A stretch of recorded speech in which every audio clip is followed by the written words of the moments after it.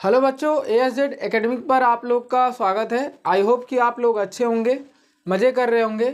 जैसा कि आपका एग्ज़ाम आ चुका है, ठीक है, डेट भी आ गई है, तो उसके हिसाब से हम लोग क्या करेंगे, क्विक रिवीजन स्टार्ट करेंगे चैप्टर नंबर 2 का, जो कि वन शॉट वीडियो कहलाएगा। ठीक है, उसमें हर एक कॉन्सेप्ट क्लियर करेंगे, उसके बाद एग्जाम्पल कराएंगे, उसके बाद कुछ उससे MCQ भी प्रश्न कराया जाएगा। ठीक है, उससे रिलेटेड जितने भी MCQ बनने वाले होंगे वो भी मैं अलग से वीडियो बनाकर लाऊंगा। ठीक है, तो आइए स्टार्ट करते हैं चैप्टर 2 अम्ल क्षार लवण। ठीक है, चलो सबसे पहले हम लोग को देखना है कि अम्ल के बारे में, अम्ल की परिभाषा क्या होता है। एक्चुअल में अम्ल जो होता है, देखा जाए तो आमतौर में लोग बोलते हैं कि अम्ल जो होता है वो खट्टा होता है। अम्ल क्या होता है? खट्टा होता है। तो उसके हिसाब से अगर अम्ल की परिभाषा दी जाए तो क्या कहेंगे लोग कि वह पदार्थ जो स्वाद में क्या हो, खट्टा हो। ठीक है, ये पहला परिभाषा हो गया। इसके अलावा कुछ व्यक्ति, कुछ साइंटिस्ट आए जो अलग अलग परिभाषा देकर चले गए। कुछ लोग ये बोल के गए कि जो लिटमस पेपर होता है, अभी आगे बताऊंगा मैं लिटमस पेपर क्या होता है। लिटमस पेपर जो होता है वो नीले कलर को लाल कर देता है, ये अम्ल। ठीक है, और भी बहुत सारे साइंटिस्ट आए। इसके अलावा उन्होंने बताया कि जो अम्ल होता है जलीय विलयन में मिलाने पर, जल में मिलाने पर हाइड्रोजन आयन देता है। ठीक है, तो आइए हम लोग इसके परिभाषा की बात करते हैं। देखो बच्चों, परिभाषा क्या दिया गया है अम्ल का, कि अम्ल को अंग्रेजी भाषा में एसिड कहते हैं। क्या कहते हैं? एसिड। ध्यान सुनो बच्चों, क्या कहा जाता है? एसिड। एसिड शब्द की उत्पत्ति लैटिन भाषा में एसिड, क्या लिखा है? एसिड। देखो यहाँ लिखा है एसिड, क्या लिखा है? एसिड्स। ठीक है, ACIDUS, एसिड्स से हुई है, जिसका अर्थ है खट्टा। जिसका अर्थ क्या है? खट्टा। तो क्या कहा गया? अतः हम कह सकते हैं कि वह पदार्थ स्वाद में खट्टे होते हैं। कौन से पदार्थ? अम्ल। उन्हें हम लोग क्या कहते हैं? अम्ल कहते हैं। ठीक है, क्लियर है? अम्ल, अगर आपसे कोई पूछेगा तो अम्ल का परिभाषा बता देंगे। आई होप कि आपको ये क्लियर होगा। ठीक है, इसके आगे हम लोग बात करते हैं अम्ल की भौतिक गुण। जैसे अम्ल जो होता है, हम लोग अम्ल की बात की करें तो वो क्या होगा, उसके कुछ भौतिक गुण भी होते हैं, कुछ आपके रासायनिक गुण। भौतिक गुण जो आपको दिखे, स्वरूप, जैसे आप टेस्ट किए, स्वाद किए, तो स्वाद में वो क्या मिला? खट्टा मिला। तो आप कोई भी एसिड टेस्ट करेंगे तो कैसा होगा? खट्टा होगा। ठीक है, क्लियर है? चलो, फिर बोला गया है नीले लिटमस को। लिटमस एक तरह का पेपर है। क्या है? एक तरह का पेपर है। ठीक है, जो लैब में मिलता है। कहाँ? लैब में। आपको दुकान पर भी मिल जाएगा, लेकिन ये लैबोरेटरी पदार्थ है। ठीक है, जो आपके लैब में, प्रयोगशाला में उपयोग किए जाते हैं। नीले लिटमस को किस में कन्वर्ट करता है? लाल में करता है। किस में करता है? लाल में। ठीक है, दूसरा मैंने बोला था जलीय विलयन में हाइड्रोजन आयन देता है। क्या देता है? Hydrogen ion. जैसे बच्चों देखो, जैसे मैंने HCl आपको पहले चैप्टर में पढ़ाया है, तो HCl को जब जलीय विलयन में मिलाया गया तो ये H+ और Cl- मिला। तो यहाँ पे देखो H+ मिला ना, तो इसका मतलब ये क्या है? ये क्या है? तो आप बोलोगे अम्ल है। फिर उसके बाद जलीय विलयन में विद्युत धारा प्रवाहित करना। जैसे एक बात बताओ, इसके पास प्लस मिल रहा है, ये इसके पास क्या है? माइनस हो जा रहा है। प्लस माइनस आयन इसके पास मिल रहे हैं कि नहीं? बोलोगे हाँ सर। जब आयन मिल रहे हैं तो इसका मतलब कि जलीय विलयन में इलेक्ट्रॉन पाया जाएगा, और ये इलेक्ट्रॉन क्या करेगा? प्रवाहित होगा। क्या होगा? जलीय में प्रवाहित होगा। अगर ये प्रवाहित होगा तो इसमें क्या उत्पन्न होगा? जल में क्या उत्पन्न होगा? धारा। जल में क्या बहने लगेगा? धारा। यदि उसमें हम लोग एक सिरे से तार को लेकर आए, दूसरे सिरे से तार निकालेंगे तो उसमें क्या होगा? धारा उत्पन्न होगा। ठीक है, ये 4 प्रॉपर्टी आपको समझ में आया? 1 2 3 4। ठीक है, क्लियर है? चलो, अगला कॉन्सेप्ट है कि अम्ल का रासायनिक गुण। जिस प्रकार से अम्ल का भौतिक गुण है, ठीक उसी प्रकार से अम्ल का रासायनिक गुण भी होता है। रासायनिक गुण कहने का मतलब है, पहले चैप्टर में मैंने बताया था, कोई A अभिकारक B अभिकारक से मिलता है तो C D ये सब बनाते हैं। तो ये जो गुण होता है, ये क्या होता है? रासायनिक गुण। नॉर्मल भाषा में कहा जाए तो आने वाले जो अभिकारक के गुण होते हैं वो बनने वाले उत्पाद से अलग होने चाहिए। जैसे जैसे देखो बोला गया धातु के साथ अभिक्रिया करके H2 निष्कासित करना। अब देखो, अब इसका एग्जाम्पल देना होगा तो आपको पहले ये पता होना चाहिए कि अम्ल कौन से होते हैं।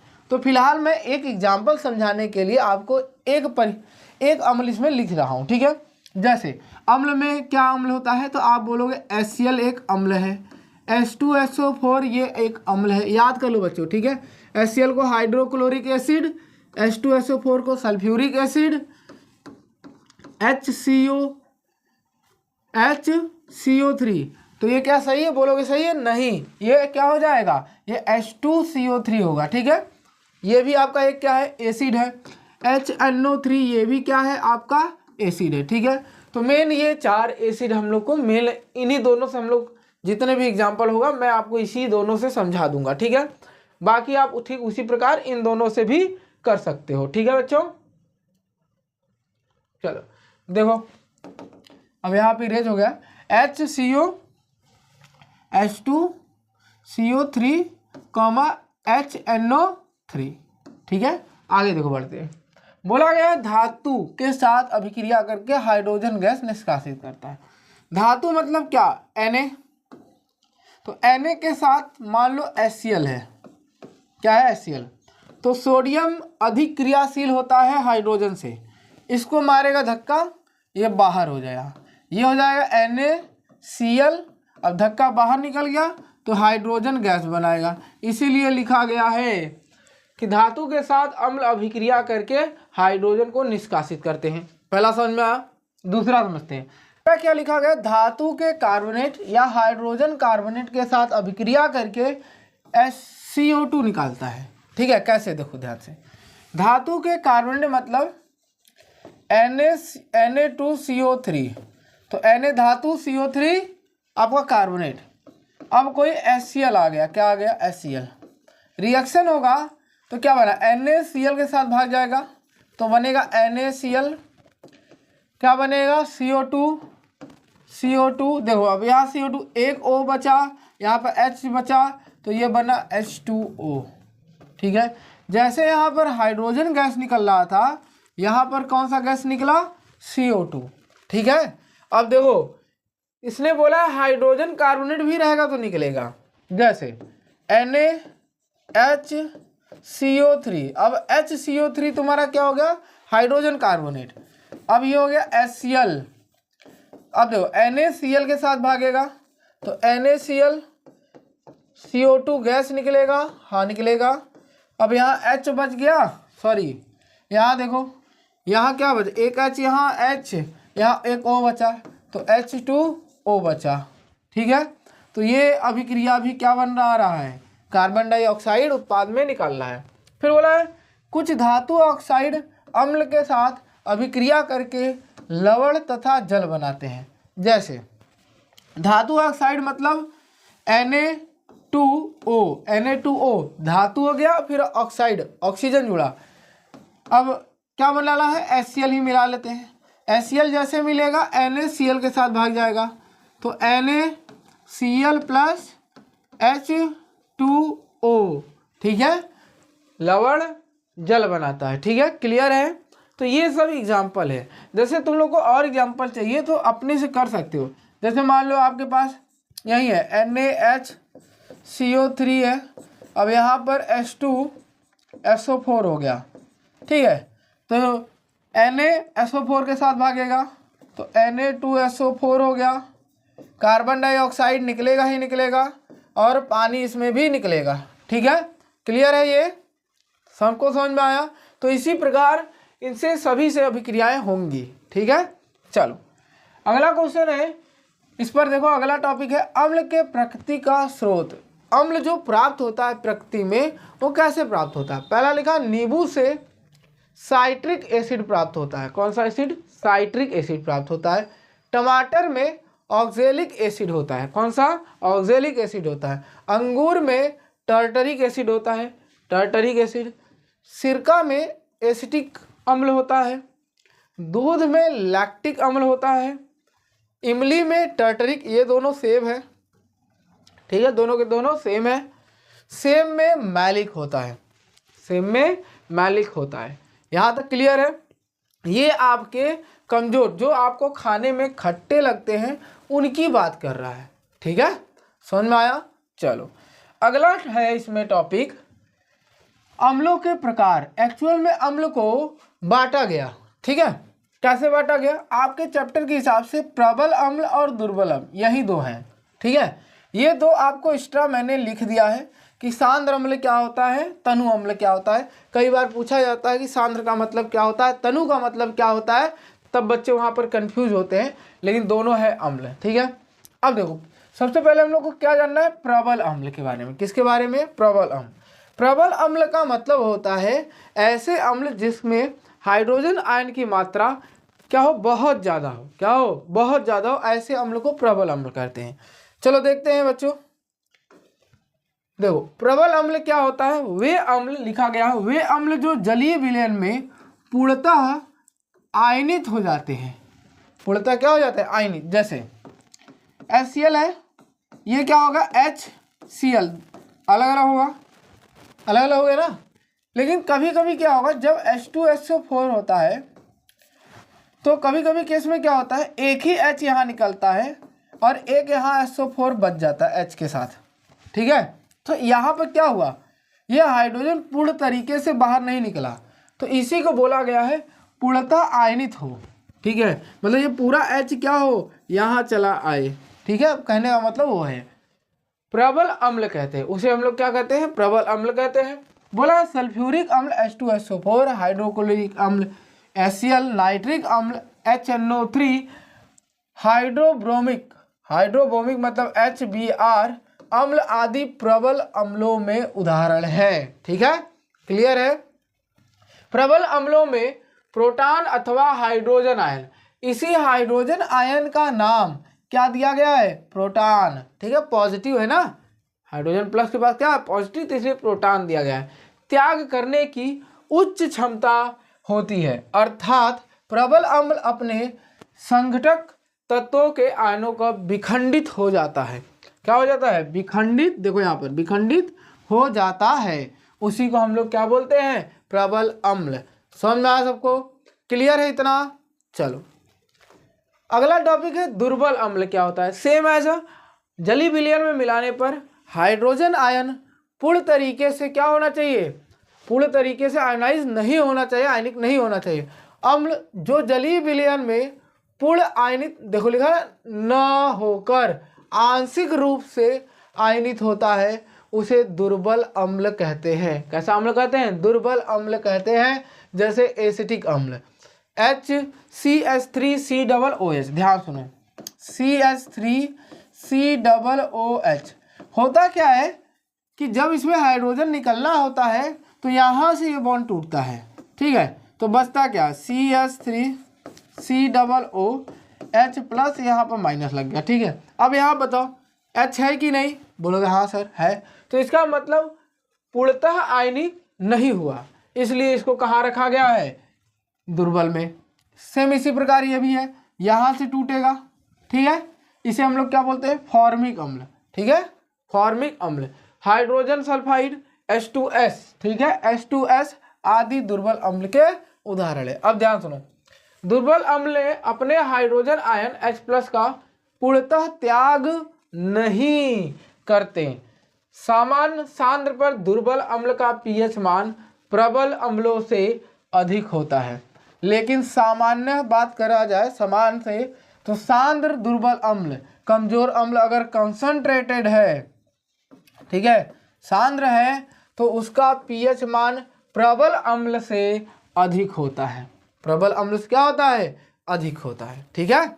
चलो आगे हम लोग बात करते हैं सांद्र। एक्चुअल में यहाँ आया ना कि सांद्र क्या होता है, सांद्रता। अब ये देखो यहाँ पर ध्यान सुनो, सांद्र अम्ल का मतलब होता है वह अम्ल जिसमें पानी की मात्रा बहुत कम हो या ना के बराबर हो। जिस अम्ल में अम्ल की मात्रा अधिक मात्रा में हो जबकि जल अल्प मात्रा में हो या ना हो, ऐसे को हम लोग क्या बोलते हैं, सांद्र अम्ल। और तनु अम्ल का मतलब होता है जिसमें अम्ल अल्प मात्रा में हो, मतलब कम मात्रा में हो, लेकिन जल अधिक मात्रा में हो, उसे हम लोग क्या बोलते हैं? तनु अम्ल। ये देखो तनु अम्ल का स्ट्रक्चर है, ये आपका किसका है? सांद्र अम्ल का एग्जाम्पल है। ठीक है, वो आपका डायग्राम जो है ये वाला सांद्र का है, ये वाला आपका तनु का है। ठीक है, चलो अगला टॉपिक है क्षारक। क्या है? क्षारक। अब क्षारक के विषय में पढ़ना है। एक्चुअल में क्षारक जो होता है उसका स्वाद जो होता है वो कड़वा होता है। कैसा होता है? कड़वा होता है। जब आप टेस्ट करोगे तो आपको कैसा लगेगा? कड़वा लगेगा, बीटर टेस्ट होता है। ठीक है, इसका जस्ट अपोजिट, जैसे वो नीले लिटमस को लाल करता था, ये जो क्षारक है वो लाल को नीला कर देगा। ठीक है, लाल को क्या करेगा? नीला कर देगा। समझ में आया? ऐसे को हम लोग क्या बोलते हैं? क्षारक। देखो लिखा क्या गया है, ऐसे पदार्थ जिनका स्वाद कड़वा होता है, जो स्पर्श करने में साबुन जैसे लगते हैं, साबुन देखे हो, सॉफ्टी सॉफ्टी वैसे होते हैं, उन्हें क्षारक कहते हैं। जैसे यहाँ पर तुम्हें ये नहीं याद हो रहा है तो डायरेक्ट क्या बोलोगे? स्वाद कड़वा होता है, नीले को लाल को कैसा कर देता है? नीला कर देता है। ठीक है, प्रॉपर्टी की बात करते हैं। क्षारक के गुण, भौतिक गुण क्या है? क्षारक के भौतिक गुण क्या दिया हो? स्वाद में कड़वा होता है, पहला। ठीक है, दूसरा लाल लिटमस को नीला कर देता है, ये दूसरी प्रॉपर्टी हो गई। जलीय विलयन में OH आयन, मोस्ट इंपॉर्टेंट, जैसे वो H+ दे रहा था, ये क्या देता है? OH आयन देता है। जलीय विलयन में विद्युत धारा प्रवाहित न करना, ये प्रवाहित नहीं करता है, वो करता है, ये क्या करता है? नहीं करता है। क्लियर है? यहाँ तक क्लियर बच्चों? चलो अगला टॉपिक है हम लोग के पास, भौतिक के अलावा कौन सा गुण है? रासायनिक गुण है। अब रासायनिक गुण क्या कह रहा है? ध्यान सुनो। रासायनिक मतलब कि अभिक्रियाएं होंगी। तो पहला गुण, क्षार धातुएं के साथ अभिक्रिया कर H2 मुक्त होता है। बोला है क्षार जो होता है, क्षार धातु के साथ। अब धातु के साथ, अब एग्जाम्पल, जैसे मैं अभी के लिए एग्जाम्पल NaOH ले लिया, OH सबके साथ जुड़ना है कि OH ले लिया, तो इसी से अभी हम लोग एग्जाम्पल से बात कर लेते हैं। NaOH यह है, इसको Zn से रिएक्ट कर दो तो ये क्या मिलेगा? Na2ZnO2 plus H2। अब यहाँ पे देखो हाइड्रोजन गैस मुक्त हो रहा है कि नहीं? तो बोलोगे हाँ। तो ये किसकी प्रॉपर्टी हो गई? क्षार की। दूसरा, क्षार अम्लीय ऑक्साइड। क्षार किससे? अम्लीय।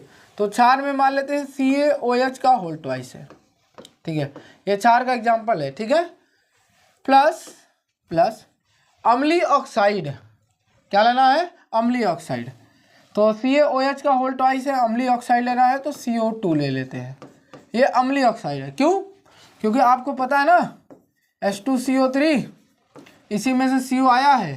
ठीक है, तो यहीं से मैं लिया हूँ, तो ये जो लिया इसको साथ रिएक्ट किया तो CaCO3 बना और H2O बना। तो क्या प्राप्त हुआ? लवण। तो यहाँ पर लिखो है के साथ अभिक्रिया करके क्या बनाता है? लवण प्राप्त करता है। तो यही आपका क्या है? लवण है। क्लियर है? यहाँ तक क्लियर है? उसके साथ पानी भी मिलता है आपको। तो यहाँ तक क्लियर है रासायनिक गुण? ठीक है, चलो अगला टॉपिक है इसमें सूचक। ठीक है, इंडिकेटर। जैसे कहने का मतलब है कि दुनिया में हर चीज़ आप टेस्ट करके तो नहीं बताओगे कि कौन अम्ल है, कौन क्षार है, कौन क्षार है, कौन अम्ल है। तो उसको पता करने के लिए क्या बनाया गया? सूचक, इंडिकेटर। ठीक है, क्या बनाया गया? इंडिकेटर। अब ये इंडिकेटर कैसे काम करता है? बोला गया है सूचक किसी दिए गए विलयन सॉल्यूशन में अम्लीयता या क्षारक की उपस्थिति को दर्शाता है। इनका रंग या गंध अम्लीय या क्षारिक माध्यम में बदल जाता है। या तो रंग बदल जाएगा या तो उसका गंध, स्मेल बदल जाएगा, तो हमको उससे पता चल जाएगा कि वो अम्ल है कि क्षार। अब जैसे सूचक के प्रकार, जैसे सूचक को भी कई प्रकार से बांटा गया। ठीक है, बारी बारी करके पढ़ेंगे। ऐसे तो सूचकांक बहुत प्रकार के होते हैं, बहुत सारे प्रकार के होते हैं, परंतु इनके सामान्य प्रकार इस प्रकार है। किस प्रकार है? इस प्रकार है। अब इस प्रकार क्या होगा अगले पेज में दिखेगा। चलो, पहला है इसमें प्राकृतिक सूचक जो नेचर में आपको प्राप्त हो, ऐसे सूचक बोला गया है।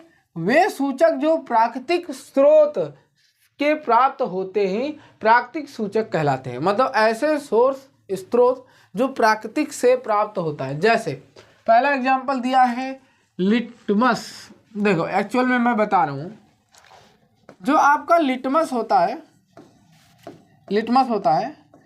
वो जीव से बना होता है। एक आप नाम सुने होंगे शैवाल और एक नाम सुने होंगे कवक। तो ये दोनों जीव से मिलकर बनाता है लिटमस। ठीक है, लिटमस एक तरह का लाइकेन प्लांट में होता है और ये कवक शैवाल से मिलकर बनता है। अब इसी का पेपर बनाया जाता है। अब ये पेपर क्या करता है, रंग चेंज करता है, कलर चेंज करता है। कैसे, अभी देख रहे हैं। लिटमस करता क्या है। अब अच्छा, इसके अलावा भी कुछ एग्जांपल, जैसे लिटमस का बनाया गया है, वैसे लाल पत्ता गोभी देखोगे मार्केट में मिलता है, उससे बनाया जाता है। हल्दी टर्मरिक होता है, बहुत बार दिखाया जाता है। हाइड्रेजिया का फूल जो होता है, इसका रस से भी बनाया जाता है। उस पर गुड़हल के फूल से भी बनाया जाता है। ठीक है, तो इन सब से क्या होता है, लिटमस का निर्माण किया जा सकता है, पेपर का निर्माण किया जा सकता है। ठीक है, लिखा गया है अम्ल क्षारक की पहचान करने के लिए सबसे सामान्य रूप में उपयोग लाए जाने वाले प्राकृतिक सूचक लिटमस है। क्या है, सबसे मोस्ट इंपॉर्टेंट क्या है, लिटमस है। लिटमस को लाइकन, देखो लिखा है लाइकेन, लिटमस है ना, लाइकेन ब्रैकेट में लिखा शैवाल से प्राप्त किया जाता है। लाइकेन प्लांट शैवाल नामक से प्राप्त किया जाता है। ठीक है, समझ में आया। चलो आगे दिया गया है कि प्राकृतिक सूचक, यही लाइन दोबारा आ गया है क्या, हाँ चलो। दूसरा है संश्लेषण सूचक। क्या है, संश्लेषण सूचक। संश्लेषक सूचक जो होता है वो एक्चुअल में रासायनिक पदार्थ द्वारा बनाए जाते हैं। जैसे कहने का मतलब वे सूचक है जो प्राकृतिक नहीं होते, लेकिन अपितु ये रासायनिक पदार्थ द्वारा बनाए गए होते हैं। जैसे देखो, जैसे दिया है मिथाइल ऑरेंज, मिथाइल ऑरेंज एक तरह का सूचक है। एक और होगा फिनप्थलीन, फिनप्थलीन। ये दोनों ऐसे सूचक हैं जिनका हम लोग यूज करते हैं, क्या चीज़, अम्लता और क्षारकता पता करने के लिए। इनका उपयोग अम्ल और क्षारक की जांच करने के लिए किया जाता है कि वो एसिड है कि बेस है। ठीक है, क्लियर है ये। चलो अब इसमें क्या है, गंधीय सूचक। गंधीय सूचक का मतलब होता है ऐसे सूचक जिससे हम लोग गंध, स्मेल पता चलता है। ठीक है, और उससे हम लोग पता करते हैं कि वो अम्ल है कि क्षार है। उससे हम लोग क्या करते हैं, पता करते हैं कि वो अम्ल है कि क्षार। जैसे कुछ ऐसे पदार्थ होते हैं जिनकी गंध अम्लता या क्षारिकता माध्यम में बदल जाती है, ऐसे पदार्थ को गंधीय सूचक कहते हैं। जैसे प्याज, ठीक है, लौंग, तेल, वेनिला मतलब आइसक्रीम नहीं। ठीक है, वेनिला का मतलब आइसक्रीम नहीं होता, वेनिला आपका प्लांट का नाम है। ठीक है, फूल होता है। फिर उसके बाद सार्वत्रिक सूचक जो यूनिवर्सल इंडिकेटर कहलाता है। यूनिवर्सल इंडिकेटर जो होता है विभिन्न रसायनों का बना हुआ होता है, अलग अलग रसायन का बनाया जाता है, मिश्रण होता है जिसका पीएच मान भिन्न भिन्न होता है, अलग अलग। अब यहाँ पर पीएच का मतलब आप पूछोगे, ठीक है, पीएच का मतलब होता है, हिंदी इंग्लिश में बोला जाता है power of hydrogen, power of hydrogen या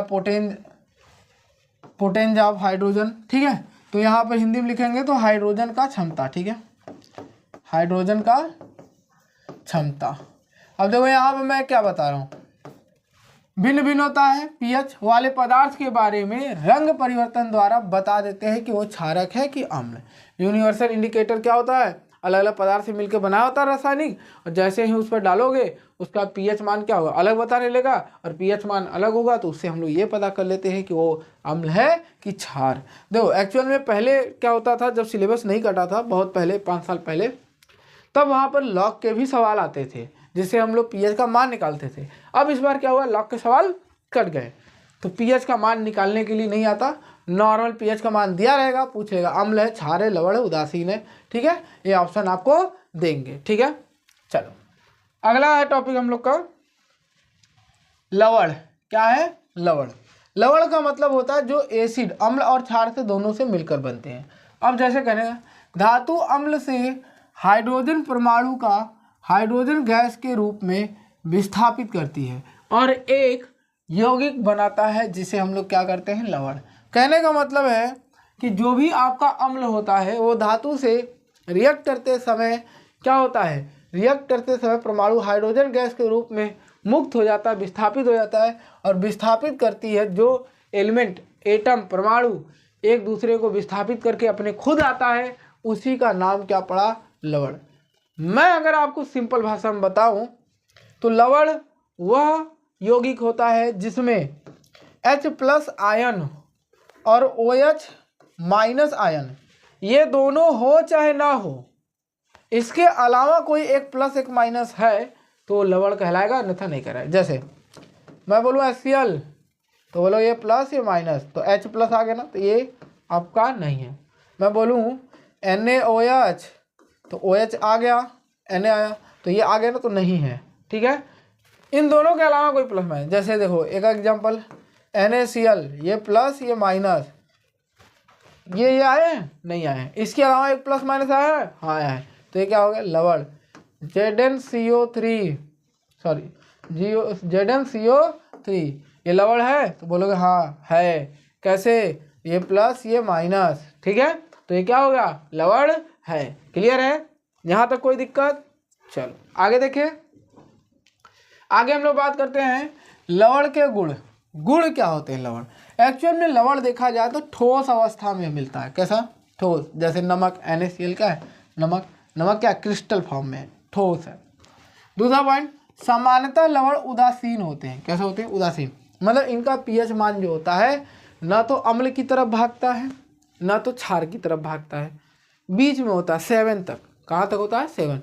मतलब 7 के प्रॉक्स होगा, थोड़ा मोड़ा कम थोड़ा मोड़ा ज़्यादा, ये कम ज़्यादा होते रहते हैं। ठीक है, लेकिन उदासीन का मतलब होता है प्योर, क्या, 7 हो, जिसका pH मान कितना हो, 7 हो, वही आपके उदासीन कहलाएंगे, अन्यथा और कोई नहीं कहलाएगा। ठीक है, लवण के जलीय विलयन में विद्युतीय का सुचालक होता है। बिल्कुल हाँ होता है, क्योंकि इसके पास देखो ध्यान से, NaCl एक तरह का नमक है। आप नमक जो होता है पानी में घोल दो, पानी में नमक को घोल दो, घोलने के बाद क्या होता है, करंट उसमें फ्लो होने लगता है। क्यों, क्योंकि उनके पास प्लस माइनस आयन पाए जाते हैं। प्लस माइनस आयन क्या होते हैं, पाए जाते हैं, जिसकी वजह से क्या होता है, करंट फ्लो करता है। ठीक है, चलो अगला टॉपिक है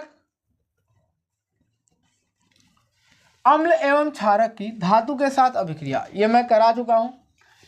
HCl Zn से मिला ZnCl2 + H2O। NaOH Zn से मिला Na2 ZnO2 + H2O। दोनों में हाइड्रोजन गैस निकला, मैंने ये पहले करा चुका हूँ। पीछे से अगर आप नोट डाउन किए होंगे तो यहाँ आपको नोट डाउन करने की कोई आवश्यकता नहीं है। ठीक है, चलो अगला है इसमें उदासीन के बारे में। देखो बोला क्या होगा, उदासीन क्या है, ऐसे पदार्थ जो लाल अथवा नीले लिटमस पत्र को रंग में परिवर्तन नहीं करता। रंग में परिवर्तन नहीं करता, अगर रंग में परिवर्तन कर देगा तो या तो अम्ल होगा या तो क्षार होगा, इसलिए रंग में कोई परिवर्तन नहीं करता, उसे उदासीन कहते हैं। ठीक है, दूसरा हम कह सकते हैं कि जिसका pH मान 7 होता है उसे उदासीन कहते हैं। ठीक है, समझ में आया, कोई दिक्कत? चलो, या तो ये भी बोल सकते हैं अम्ल की जितनी सांद्रता होती है उतना ही क्षार का सांद्रता रहेगा, तब पर भी जब रिएक्शन अभिक्रिया होगा तब पर भी वो क्या बनाएगा, लवण ही बनाएगा। ठीक है, क्लियर है। चलो, ऐसे पदार्थ न तो अम्लीय होते हैं न तो क्षारीय होते हैं। ठीक है, न तो अम्ल होगा न तो क्षार होगा। जैसे नमक, नौसादर, calcium chloride, sodium carbonate, sodium bicarbonate इत्यादि, जिंक क्लोराइड। ठीक है, तो ऐसे बहुत सारे एग्जाम्पल है। आप धीरे धीरे क्या करोगे, करते करते आदत बन जाएगी आपको। ठीक है, जिन बच्चों को पहला वीडियो का लिंक चाहिए उनको डिस्क्रिप्शन में लिंक दिया रहेगा, आप वहां से चले जाइएगा, नहीं तो आप चैनल में चले जाइएगा, वहां पे प्लेलिस्ट या वीडियो में चले जाइएगा, वहां पर आपको 1 शॉट वीडियो मिल जाएगा। ठीक है, अगर आपको वीडियो अच्छा लग रहा है तो चैनल को लाइक सब्सक्राइब जरूर करिएगा। ठीक है, क्योंकि आप लोग की उम्मीद बहुत ज़रूरत है, जितना हो सके आप इस वीडियो को ज़्यादा से ज़्यादा शेयर करें। ठीक है, चलो आगे हम लोग बात करते हैं। आगे हम लोग का क्या है, उदासीनीकरण अभिक्रिया क्या होता है। देखो मैंने अभी बताया, जब अम्ल क्षार से अभिक्रिया करता है तो उस समय लवण बनाता है और उसी लवण का फॉर्मेशन उदासीनीकरण कहलाता है। जब अम्ल द्वारा क्षारक प्रेरित प्रभाव से क्षारक द्वारा अम्ल प्रभावी समाप्त हो जाता है। जब मिलते हैं तो क्या होता है, समाप्त हो जाता है, दोनों में से कोई नहीं रहता है, समाप्त हो जाता है और परिणाम स्वरूप लवण और जल प्राप्त होता है। इसी प्रक्रिया को उदासीनीकरण कहते हैं। मतलब जब कहा गया शुद्ध भाषा में कि जब अम्ल क्षार से मिलता है तो ये लवण बनाता है प्लस जल बनाता है, और ये बनाने की जो प्रक्रिया है इसी को हम लोग नाम दिए उदासीनीकरण। ठीक है, क्लियर है। चलो एग्जाम्पल में दिया NaOH HCl NaCl H2O, ये भी है। प्रबल अम्ल दुर्बल अम्ल, प्रबल अम्ल को दुर्बल अम्ल के साथ मिलाया जाए तो अम्लीय लवण मिलेगा और जल मिलेगा। लेकिन जो ये अम्लीय लवण है विलयन का pH 7 से कम होगा, 7 से क्या होगा, कम, क्योंकि ये क्या है, दुर्बल क्षारक है। अगर दुर्बल अम्ल प्रबल क्षारक मिल जाए, क्या हो, प्रबल क्षारक है तो क्षारीय लवण मिलेगा, ये तो जाहिर सी बात है प्रबल क्षारीय है। जल मिलेगा, ये भी जाहिर सी बात है। लेकिन प्रबल क्षार मतलब 7 से ज़्यादा, तो यहाँ पर क्या है, विलयन का pH का मान 7 से अधिक होता है। आगे प्रबल अम्ल मजबूत हो, प्रबल क्षारक मजबूत हो, उदासीनी लवण मतलब उदासीन तो बनाएगा ही, तो उदासीनी लवण बनाएगा, जल बनेगा, और विलयन का pH का मान क्या होगा, 7, और ये तभी 7 होगा जब दोनों के दोनों क्या हो, बराबर।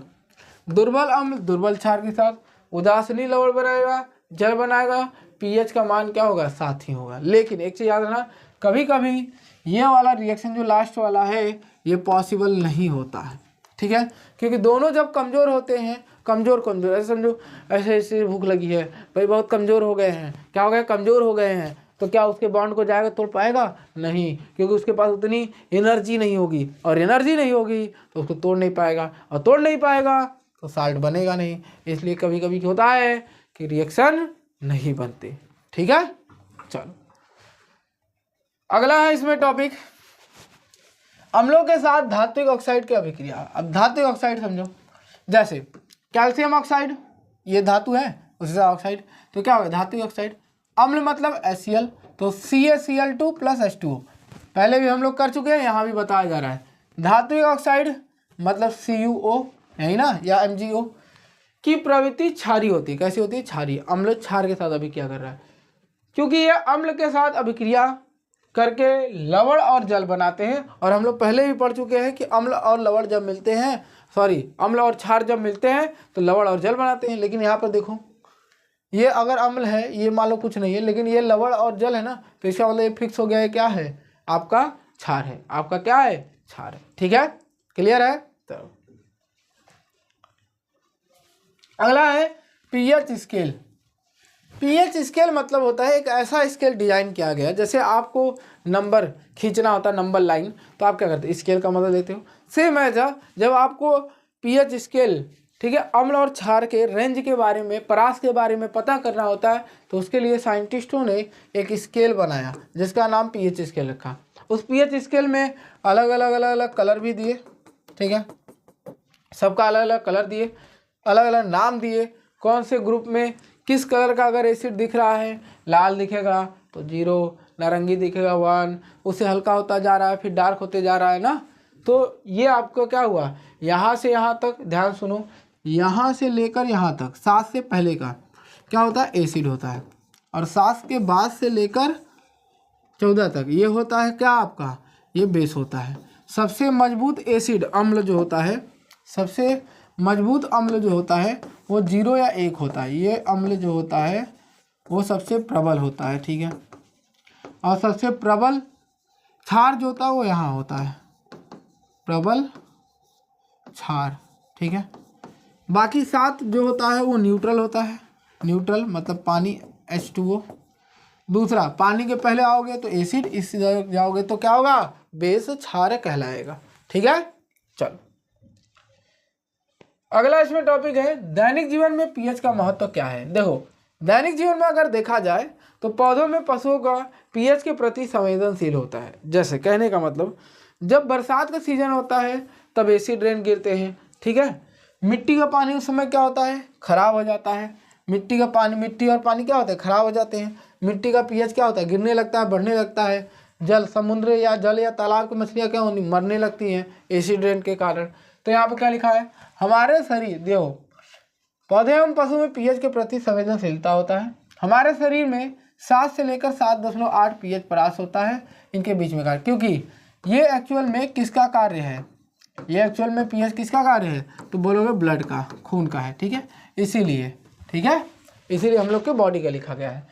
मिट्टी का पीएच, जैसे देखो एग्जाम्पल दे रहा मिट्टी का पीएच, अच्छे उपजाऊ के लिए पौधे के लिए एक विशिष्ट पीएच परास की आवश्यकता होती है। यदि किसी स्थान पर मिट्टी का पीएच कम या अधिक होता है तो किसान उसमें आवश्यकता के अनुसार अम्ल या क्षार पदार्थ मिलाते हैं, ठीक है, और फिर कोई ना कोई फसल उगाते हैं, ठीक है। चलो अगला है हमारे पाचन तंत्र में, जैसे हमारे पाचन में हम लोग डाइजेशन सिस्टम पढ़े हैं, पाचन तंत्र, तो हमारे पाचन तंत्र में होता क्या है, HCl सबसे मजबूत एसिड पाया जाता है, वो क्या करता है, सबको तोड़कर नहस वश कर देता है।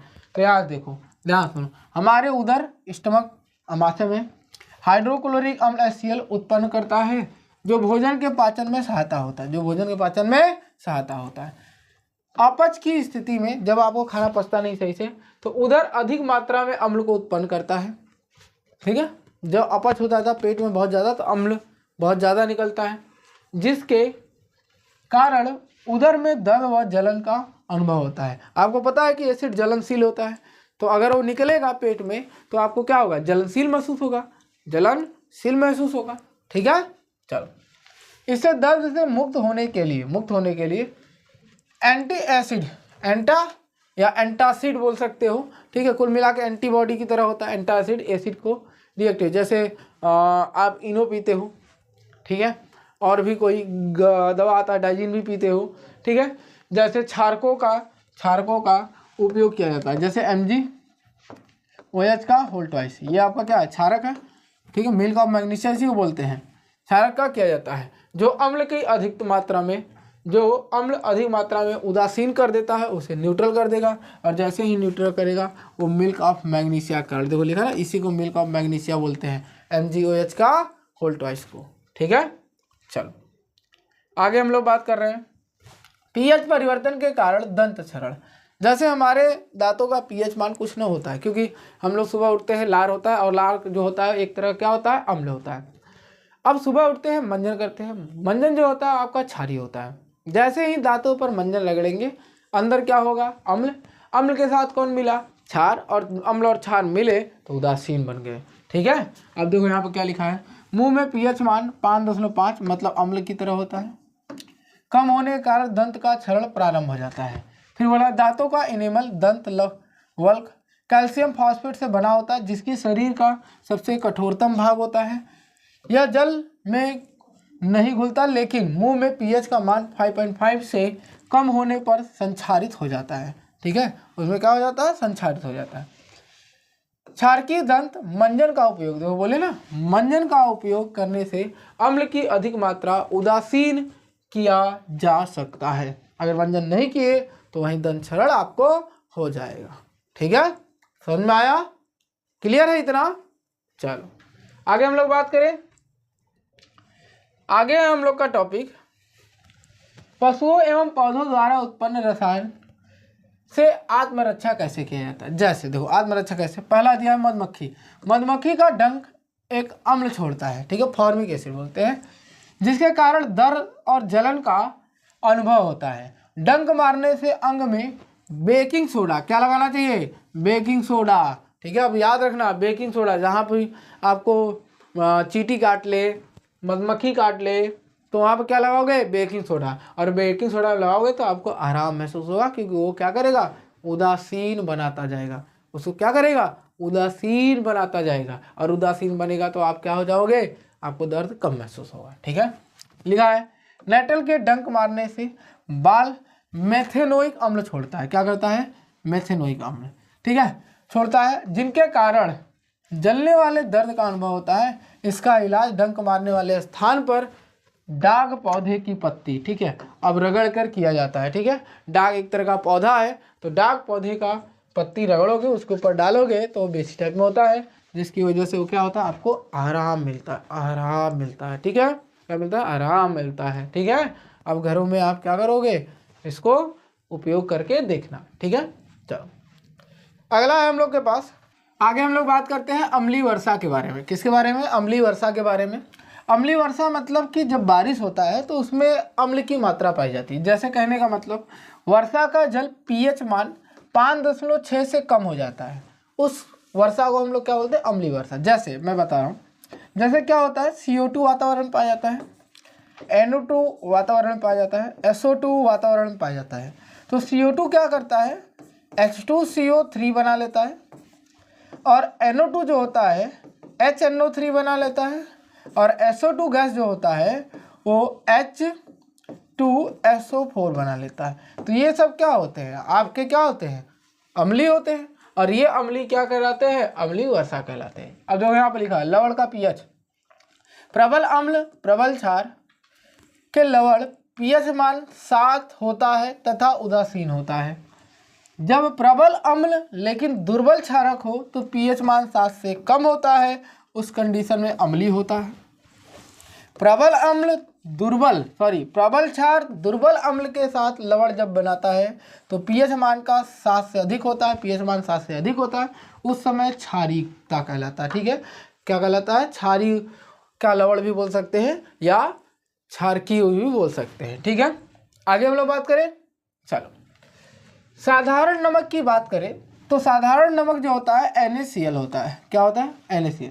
अब NaCl को सोडियम क्लोराइड मतलब NaCl को साधारण नमक भी कहा जाता है, जिसे हम लोग भोजन में इस्तेमाल करते हैं। कहाँ इस्तेमाल करते हैं? भोजन में।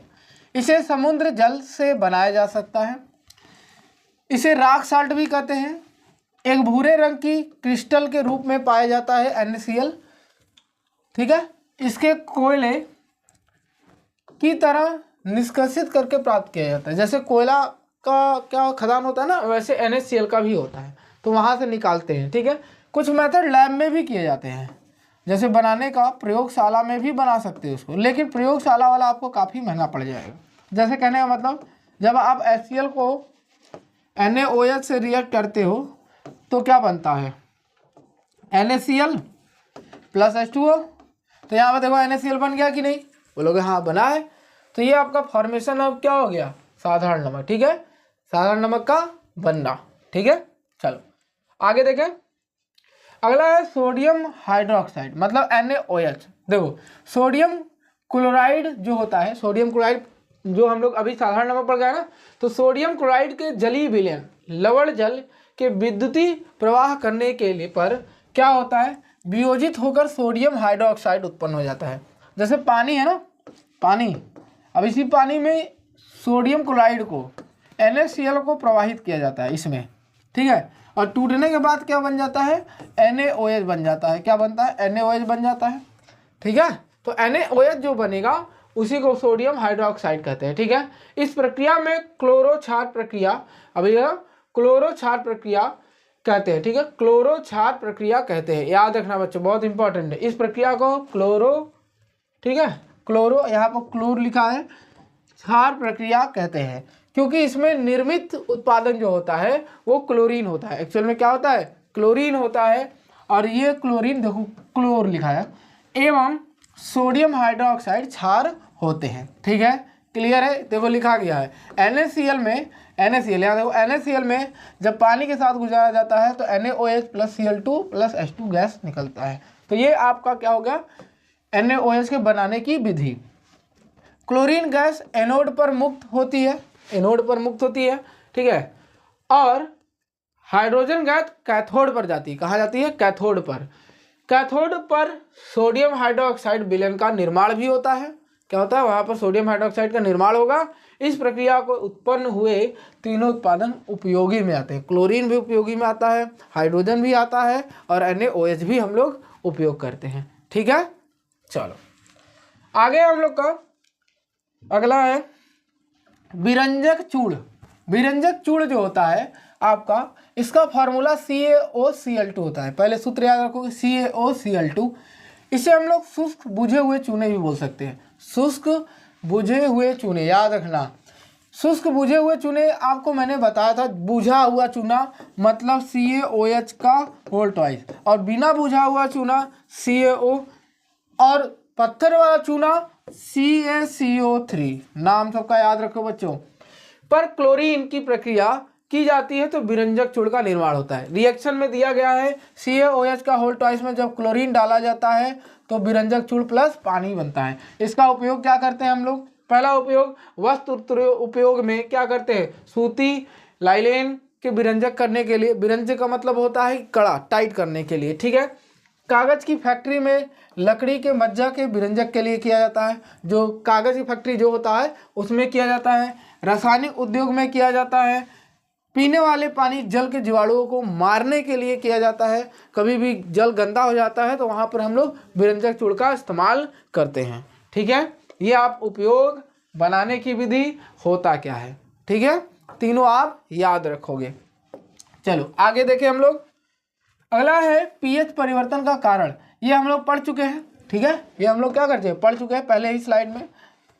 आगे टॉपिक है हम लोग का, अगला टॉपिक है baking soda. Baking soda, baking soda जानते हो आप लोग, ठीक है। बेकिंग सोडा का उपयोग आमतौर पर रसोई घर में किया जाता है, ठीक है।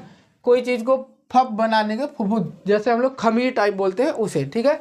रसोई घर में स्वादिष्ट खस्ता, पकौड़े, देखो खस्ता लिखा है ना, पकौड़े आदि बनाने में किया जाता है। कभी कभी इसका उपयोग खाने में शीघ्रता से पकाने के लिए भी किया जाता है, ठीक है। खमीर जिसे हम लोग बोलते हैं नॉर्मल। इस यौगिक का रासायनिक नाम सोडियम हाइड्रोजन कार्बोनेट, मतलब HCO3, ये आपको हाइड्रोजन कार्बोनेट है, इसी में सोडियम जोड़ दो, यही हो गया, ठीक है। इसका देखो यहाँ पर सूत्र लिखा हुआ है, ठीक है। इसको बनाने में सोडियम क्लोराइड का उपयोग किया जाता है। सोडियम क्लोराइड मतलब NaCl का उपयोग किया जाता है। मूल पदार्थ के रूप में किया जाता है। सोडियम क्लोराइड जो होता है इसको मूल पदार्थ के रूप में उपयोग किया जाता है। बेकिंग सोडा का उपयोग कहाँ कहाँ करते हैं? देखो, बेकिंग सोडा पाउडर बनाने में किया जाता है। सोडा था, पाउडर बनाने में किया जाता है। टार्टरिक अम्ल, देखो बेकिंग सोडा टार्टरिक अम्ल जैसे ही मिलाएंगे तो ये क्या हो जाएगा, पाउडर बन जाएगा, पाउडर का मिश्रण हो जाता है। इस अभिक्रिया से उत्पन्न CO2 गैस के कारण पावरोटी, केक, ये सब क्या होते हैं, खमीर उठते हैं। ये क्या होते हैं, खमीर उठता है, ठीक है।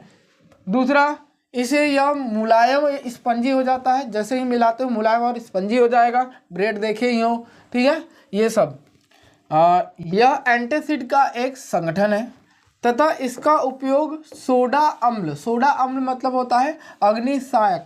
देखो यहाँ लिखा ना अग्निशामक लिखा है, तो अग्निशामक का मतलब होता है कि जब आप आग बुझाते हो ना, वो आप यंत्र देखे हो ना, आपके कहीं भी आप जाओगे हॉस्पिटल में, रेस्टोरेंट में, तो कहीं भी जाओगे तो एक रेड कलर की बॉटल होती है, ठीक है, फायर एक्सटिंग्विशर लिखा होता है, तो उसी को हम लोग क्या बोलते हैं, अग्निशामक, ठीक है। ये क्या करता है कि आग जल लगता है तो वहाँ पर क्या होता है, उसमें से जब आप क्लिक करते हो तो वहाँ पर कार्बन डाइऑक्साइड भारी मात्रा में निकलता है, और कार्बन डाइऑक्साइड जो होता है इसको, आग को O2 से क्या होता है, कोई चीज़ जलता है और CO2 जैसे ही जाएगा इसको क्या करे, बुझा देगा। तो इसीलिए क्या करता है, उसमें बेकिंग सोडा होता है। बेकिंग सोडा जैसे ही मिलता है H2SO4 से तो CO2 गैस निकलता है और ये CO2 गैस आग को बुझा देता है, ठीक है। जैसे प्रयोग विधि अगर देखा जाए, अगर आपको प्रयोग विधि लिखना हो तो कैसे लिखोगे, देखो ध्यान से। जब NaCl को पानी के साथ और NH3 भी रहेगा, ammonia plus carbon dioxide CO2, ये चारों मिलेंगे तब आपका बनेगा NH4Cl अमोनियम क्लोराइड प्लस ये आपका बनेगा NaHCO3, ठीक है, बेकिंग सोडा। ये आपका क्या हो गया, बनाने की विधि हो गई। देखो दो चीज़ पूछेगा, पहला बेकिंग सोडा होता क्या है, बनाने की विधि, और इसका उपयोग कहाँ किया जाता है। ये आपको तीन चीज़ हर टॉपिक का याद करना है, ठीक है, जो आपको 1 2 3 करके मैं पढ़ा रहा हूँ, ठीक है। इसके बाद एक मैं ऐड करके बता दे रहा हूँ, चौथा वॉशिंग सोडा मतलब धावन सोडा, ठीक है, धावन सोडा। देखो धावन सोडा जो होता है बेकिंग सोडा से ही बनता है। जैसे कहने का मतलब, पिछला वाला रिएक्शन मैंने क्या लिखा है, NaCl plus H2O plus NH3 plus CO2, जब ये मिलता है तो NaNH4Cl प्लस NaHCO3 बनता है। ये वाला उठाकर, ध्यान सुनो, ये वाला उठाकर NaHCO3 को NaHCO CO3 को हीट किया जाता है। तो हीट करने से Na2CO3 plus carbon dioxide plus पानी निकलता है, ठीक है। और इसको दोबारा उठाकर Na2CO3 को उठाकर 10 पानी जोड़ दिया जाता है, 10H2O जोड़ा जाता है, तब ये बनता है Na2CO3 डॉट 10H2O, ठीक है। ये आपका बनता है।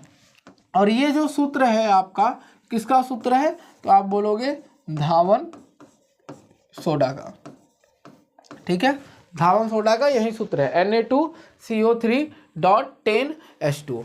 क्लियर है यहाँ तक? यहाँ तक क्लियर बच्चों? चलो, तो ये बनाने की विधि हो गई। क्या हो गई? बनाने की विधि। एक्चुअल में इसका यूज़ कहाँ करते हैं आप जानते हो? कपड़ा धोने में, कागज़ बनाने में, ग्लास बनाने में, ये इनका यूज है, ठीक है। कागज़ में, कागज़ बनाने में, ग्लास कांच बनाने में, ठीक है, कांच, ठीक है, कांच बनाने में और कपड़ा धोने में, ठीक है। समझ में आया सबको? फार्मूला आपका ये है, फॉर्मेशन है, बनाने की विधि भी है और ये इनका उपयोग है। समझ में आया? ये बनता किससे है? उसी से। या तो एक चीज़ और याद रखोगे यहाँ पर, ये जो है ना, ये आपको दिख रहा है NaCl प्लस H2O, इसको हम लोग बेराइन सोल्यूशन भी बोलते हैं। आ गया तो लिख लीजिएगा, बेराइन सोल्यूशन, बेराइन विलयन, ठीक है, ठीक है। इसका नाम है, अलग से नाम दिया गया है, brine William, NaCl plus H2O को। क्लियर है? चलो अगला इसमें देखते हैं, plaster of Paris. Plaster of Paris का सूत्र होता है CaSO4 हाफ H2O। ये प्लास्टर ऑफ पेरिस का सूत्र है। फिर इसमें बोला गया है कि जब जिप्सम को 373 ये केल्विन लिखा हुआ, ठीक है, 373 डिग्री केल्विन पर गर्म करने पर जल के अणु त्याग कर कैल्शियम सल्फेट हेमीहाइड्रेट POP बनाता है। अब देखो, अब आप कहोगे जिप्सम क्या है, तो मैं लिख दे रहा हूँ। जिप्सम का सूत्र CaSO4 डॉट 2H2O होता है। फिर बोला गया इसको हीट करने पर, कितना? 373 डिग्री केल्विन पर हीट करने पर ये आपको क्या मिलता है? आपको कैल्शियम सल्फेट हेमीहाइड्रेट, तो हेमी मतलब हाफ होता है, हाइड्रेट मतलब H2O, ये हो गया POP प्लस जितना बचा पानी बाहर हो जाता है, 3/2 H2O बाहर हो जाएगा, ठीक है। 3/2 H2O क्या हो जाएगा? बाहर हो जाएगा। तो ये हो गया आपका बनाने की विधि, बनाने की विधि। अब ये देखो, यह सफ़ेद चूर्ण होता है, ठीक है, जल में मिलाने पर यह पूरा जिप्सम बनकर ठोस प्रदान करता है। ठोस, जब आप घरों में देखोगे डिजाइन, सीलिंग में डिजाइन की जाती है तो क्या होता है? POP होता है, POP में पानी मिलाते हैं, फिर उसमें डिजाइन करते हैं और क्या हो जाता है? ठोस हो जाता है, ठीक है। अब इसका उपयोग कहाँ करते हैं? पढ़ते हैं हम लोग। प्लास्टर ऑफ पेरिस का उपयोग डॉक्टर टूटी हुई हड्डियों, प्लास्टर सुने हो ना, प्लास्टर करते हैं, टूटी हुई हड्डियों पर सही जगह पर स्थिर रखने के लिए करते हैं। इसका उपयोग खिलौना बनाने में, सजावट का सामान बनाने में किया जाता है। इसका उपयोग चिकनी सतह को चिकनी बनाने के लिए किया जाता है या घरों में डिजाइन बनाने के लिए किया जाता है, ठीक है। आप यहाँ पर मेडिकल साइंस में भी किया जाता है, तो बहुत सारे जगह पर किया जाता है, ठीक है। चलो आगे बात करें। अगला इसमें इंपॉर्टेंट टॉपिक है क्रिस्टल का जल। क्रिस्टल का जल, क्रिस्टल का जल का मतलब पहले समझो। क्रिस्टल मतलब होता है सॉलिड, कोई चीज़ सॉलिड हो, और जल का मतलब उसमें पानी की मात्रा जुड़ा हुआ हो। तो नॉर्मल बोला गया है लवण का एक ऐसा सूत्र का इकाई जल के निश्चित अणुओं की संख्या को क्रिस्टल का जल कहते हैं, ठीक है। क्रिस्टलाइजेशन, किसे हम लोग कहते हैं? क्रिस्टलाइजेशन, ठीक है। जैसे उदाहरण में क्या दिया है? CuSO4 अभी पढ़े हो, 5H2O, ठीक है। Ca पढ़े थे, यहाँ क्या लिखा है? Cu, copper, copper sulphate, 5H2O, ये क्रिस्टल का जल है, लेकिन कितने अणु है? 5। Na2CO3 वॉशिंग पाउडर सोडा है ना, क्रिस्टल का जल, 10 अणु है पानी का। CaSO2 है यहाँ पर, 2 अणु। प्लास्टर ऑफ पेरिस बना था किससे? जिप्सम से, तो ये जिप्सम का फार्मूला हो गया। समझ में आया? चलो आगे हम लोग बात कर रहे हैं। आगे एक टॉपिक आप पढ़ लो, एक्वारेजिया। एक्वारेजिया, देखो एक्वारेजिया रेजिया, ठीक है। एक्वा रेजिया जो होता है एक तरह का ये पदार्थ होता है, लिक्विड होता है। क्या होता है? लिक्विड होता है, पदार्थ, ठीक है, पदार्थ होता है जो सोनार लोग यूज करते हैं। कौन यूज करते हैं? सोनार। क्योंकि ये क्या करता है, जो भी आप धातु, सोनार जो धातु यूज करते हैं, सोना चांदी, उनको ये धोने के लिए, ठीक है, या गलाने के लिए, मेनली गलाने के लिए किया जाता है, ठीक है, गलना। ये उसमें पिघलाते हैं, उसको क्या करते हैं? पिघलाते हैं, मेल्ट करते हैं। तो ये एक्वा रेजिया है क्या? तो ये एक तरह का क्या है? विलयन लिक्विड है जो HNO3 और HCl का मिक्सचर का बना होता है। दोनों के रेशियो से मिलाया जाता है और ये जो मिलता है, मिल के बनता है, उसे हम लोग बोलते हैं अम्लराज। क्या बोलते हैं? अम्लराज बोलते हैं, या इसे दूसरी भाषा में शाही जल बोला जाता है। शाही जल इसलिए ताकि ये जो भी सोना धातु जौहर होते हैं वो हम लोग कौन यूज करता है? राजघराने वाले लोग। तो मेन इसको शाही जल के नाम से जाना जाता है या अम्लराज के नाम से जाना जाता है, ठीक है। एक पूछा जाता है कि इनका अनुपात क्या होता है? अनुपात क्या होता है? मतलब जो ये शाही जल बनाया गया है उसका अनुपात, जो अनुपात होता है HNO3 जो होता है 1, तो HCl कितना हो? 3। अब देखो ध्यान सुनना, ऑप्शन में यदि इसका अनुपात पूछेगा तो 1:3 मारोगे, लेकिन जब ऑप्शन में HCl और HNO3 इसका पूछेगा तो तब बताओगे 3:1। और एक चीज़ और विशेष ध्यान दोगे, दोनों एसिड कंसंट्रेटेड होने चाहिए। कंसंट्रेटेड का मतलब दोनों का दोनों सांद्र होना चाहिए, ठीक है। कोई दोनों में से तनु नहीं होना चाहिए, दोनों के दोनों क्या होना चाहिए? सांद्र होने चाहिए, ठीक है। आई होप कि आपको वीडियो पसंद आया होगा। यहाँ पर आपका ये चैप्टर अम्ल, क्षार और लवण समाप्त होता है। अब हम आपसे मिलेंगे अगले वीडियो में अगले चैप्टर के साथ, और इसके जितने भी MCQ होंगे और प्रीवियस ईयर में जितने भी MCQ आए होंगे वो अगले वीडियो में मैं आपको करा दूंगा। तो मिलते हैं अगले वीडियो में, तब तक के लिए धन्यवाद।